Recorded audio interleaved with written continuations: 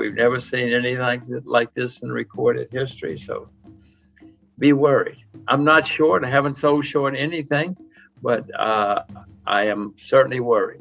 As I look around the world, bonds are clearly in a bubble. Bonds have never been this expensive in the history of the world.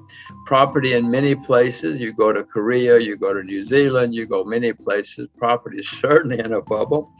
Stocks, many stocks. I mean, Amazon goes up every day. Tencent goes up every day. Samsung goes up every day. So some stocks performing a bubble, but many stocks are still not up. So it's not a complete bubble yet. So there you have stocks, property, bonds, all in bubbles or forming bubbles. The only thing that's still cheap, commodities. Silver's down 60% from its all-time high. Sugar's down 70% from its all-time high. Oil is down 50%. I mean, these are not bubble numbers when you talk about big declines, historic declines. But with all the money being printed, the asset class in the world that I prefer at the moment would be commodities because they're cheap when everything else is booming. I do own stocks. I do own stocks in places like China, Russia, Japan, other places. But I'm not rushing out to buy unless I find something really good. Well, I said, I'm not short. I know it's going to end badly. If something comes along that's good, I'll buy it. But Adam, I know this is going to end very, very, very badly. To repeat, the better it gets, the worse it's going to get when it comes to an end. I would suspect that when it ends, we're going to have the worst bear market in my lifetime. In 2008, we had a big bear market problem because of too much debt. Adam, since 2008, the debt everywhere skyrocketed, unbelievable. Even China has debt now. China didn't have debt 20 years ago, 15 years ago. But even China has a lot of debt now. Who's going to save us? The Chinese saved us in 2009 because they had a lot of money saved for a rainy day and they started spending it. They don't have a lot of money to spend now. Who's going to save us? North Korea? North Korea doesn't have much debt. That's why I say. But I don't think they have enough to save us because I don't think they have money saved for a rainy day like the Chinese do. Do you have greater confidence one way or the other if this is going to end in a debt crisis or runaway money printing or maybe both? How do you see it? Well, first of all, I have no confidence in them. You said they. The other people you were talking about have confidence that they are going to save us. I have no confidence in they, whoever they are. I will say, Adam, it's a good time to be old in America because I don't have to pay for all of this when it comes to an end. My children, oh my gosh, the problems my children are going to run into in their lifetimes because of what these clowns are doing now. So I say it's good to be old. But you're right. It's going to end someday, and it's going to end badly when it ends. You said either currency collapse or economic collapse. You can have both. You can have one, and then it leads to another.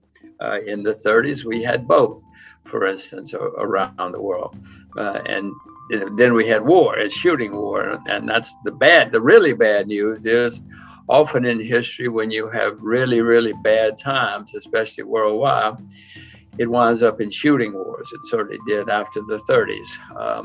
So it's not good news. I don't see good news. I repeat that in 2008 and 9, we had horrible problems with too much debt. Since then, the debt has gone through the roof by unbelievable amounts. And I know that's going to end badly. If we know what's going on, we'll get worried. And if we get worried, we'll probably get prepared, and then we might survive. Some people came out of the 30s very rich. Most didn't. Most lost huge amounts of money. But in 2007, Iceland went bankrupt. Nobody cared. And a few months later, Ireland went bankrupt. Some noticed. A few months later, Bear Stearns went bankrupt. Now we're starting to notice. And then BlackRock went bankrupt in the big bank in England. And then eventually, Lehman Brothers went. Well, then it's on the evening news. Then everybody knows. So my point is these things snowball and they start where we're not looking. And It may have already started for all I know. I've seen some small places having problems. But as I say, I'm not selling short yet because I know how much money these guys can print. And what I would suspect is going to happen, Adam, is somewhere along the line, next month, stocks go down in lots of places. Well, then they're going to really panic because they want to keep their jobs. And so they're going to print even more money. And so we'll have a rally. But I would suspect that would be the last rally because there's only so much. I mean, eventually the market says, wait a minute, guys, we've seen this movie before. We know how it ends. We don't care how much money you print. Do you worry at all about the societal implications about what's going on here? Absolutely. History is pretty clear that when you have bad times, there is usually social unrest. People aren't happy. And if we do, in fact, have the worst bear market of my lifetime, which I don't see how we can avoid, if and when that comes, there are going to be a lot of very, very unhappy and angry people. And one difference in now and the past is people really get angry now. They think that you can't do that to me. In the 30s, people were a little more disciplined, a little more understanding of what was going on in the world. They weren't happy. There were protests. There was some violence, not much violence in the U.S. anyway, since that's what we're talking about. But people were a bit more accepting of the system. No, Adam, look out the window. Nobody accepts anything now. You can't do that to me. It's your fault. It's not my fault. So no, we're certainly going to have social unrest, certainly in the U.S., but in other countries as well. You find out what's going on. If you do, you'll get worried, and then you'll get prepared. Because, Adam, it's very clear. This history shows that when things go really wrong, what history shows, first of all, politicians blame foreigners. They always blame the foreigners because that's easy to do. But then it also leads to unhappy people and social unrest. I mean, I guess the main lesson of history, Adam, is people don't learn the lessons of history. I mean, I could sit here and tell you all day.